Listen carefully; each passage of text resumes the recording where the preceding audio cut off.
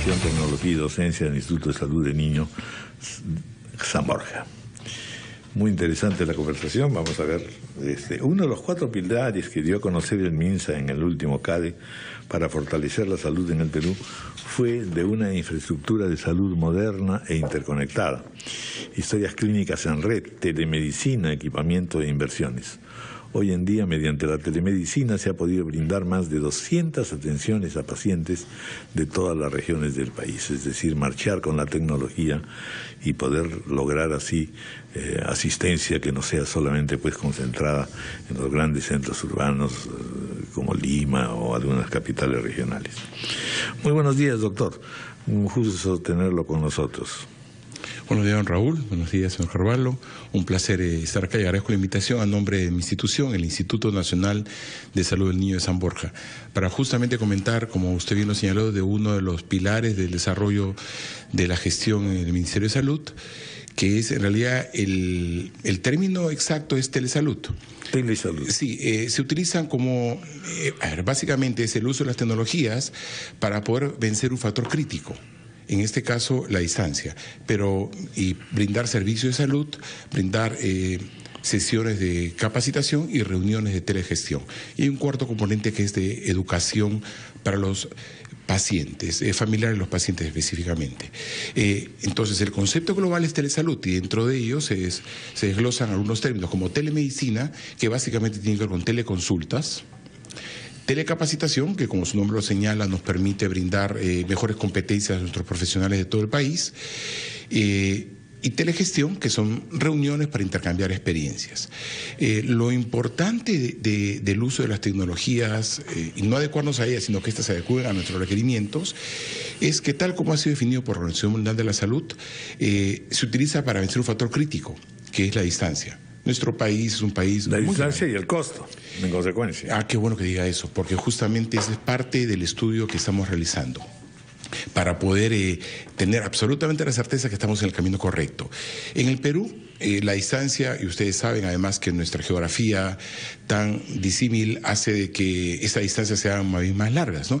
Pero adicionalmente a esto, que ya de por sí es un factor importante para utilizar telesalud en nuestro país, existe otro factor, que es la brecha de profesionales de ciencia, profesionales médicos y de ciencia de la salud, que no va a ser resuelta ni siquiera en los próximos 20 años, cualquiera sea la política, porque evidentemente toma muchos años el poder determinar un equipo de profesionales con especialidades y subespecialidades.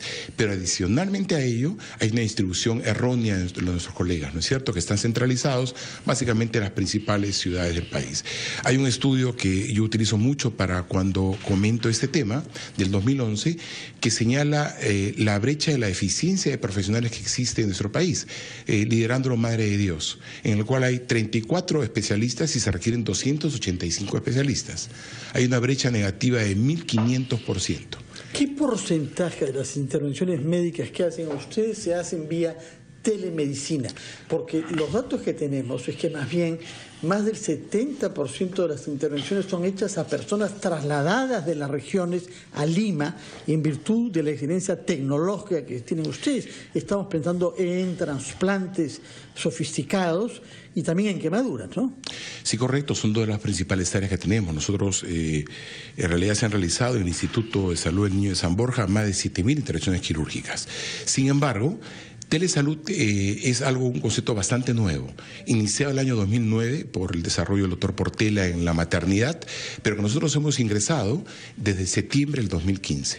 Septiembre del 2015 existen en el país 14 centros actualmente que tienen este equipo en 12 regiones y que creo que sería muy interesante que todos nuestros ciudadanos lo conozcan. Vamos a hacer una pausa y continuamos, por favor. 9:29.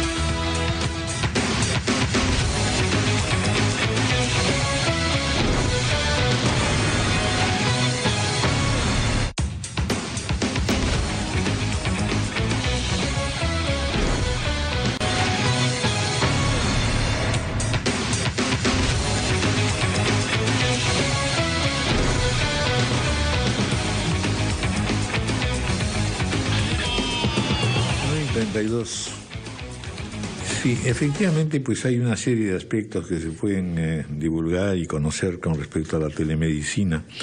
Pero partamos de algo más elemental, por favor, doctor, es decir, ¿qué cosa es exactamente la telesalud o telemedicina o, en fin, cualquier de estas denominaciones? Y sus efectos prácticos, es decir, ejemplos que nos demuestren que en realidad se trata de una estrategia fundamental y crucial, no solamente en términos de costos, sino sobre todo de asistencia prudente y rápida en zonas donde se carece de personal técnico. Muchas gracias por la pregunta, que mejor que un par de ejemplos. Un niñito tuvo que viajar en canoa más de 20 horas para llegar al hospital amazónico de Yanacocha, que quedó en Ucayali, y se pueda presentar su caso de inmediato a nosotros. Es un niñito con leucemia y que varias veces había venido a Lima para sus controles, se había transfundido sangre, porque como ustedes saben es una enfermedad, es un cáncer de la sangre, es una enfermedad crónica que va destruyendo sus glóbulos rojos.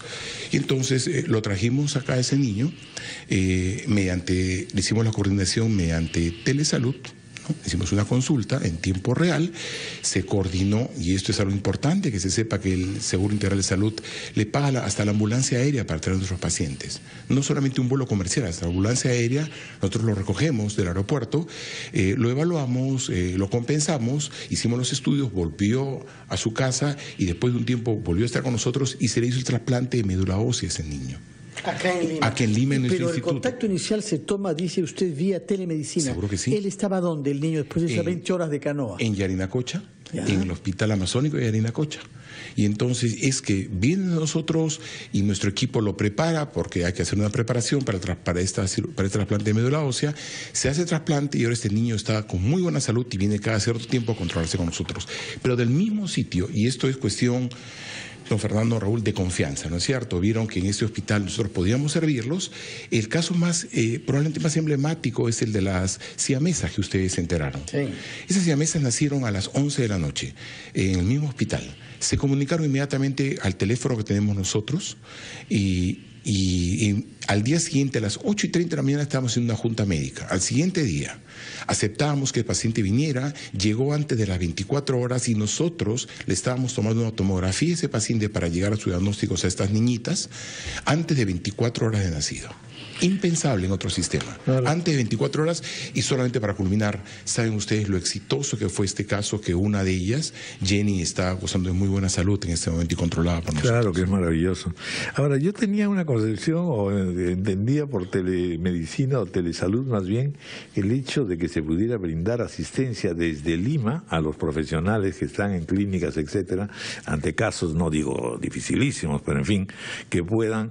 Que, digamos, se presenta un problema en un niño en un hospital en tal provincia donde no existe un especialista, y entonces el pediatra habla con este médico a ese lugar y da asistencia, ayuda, colabora, no sé.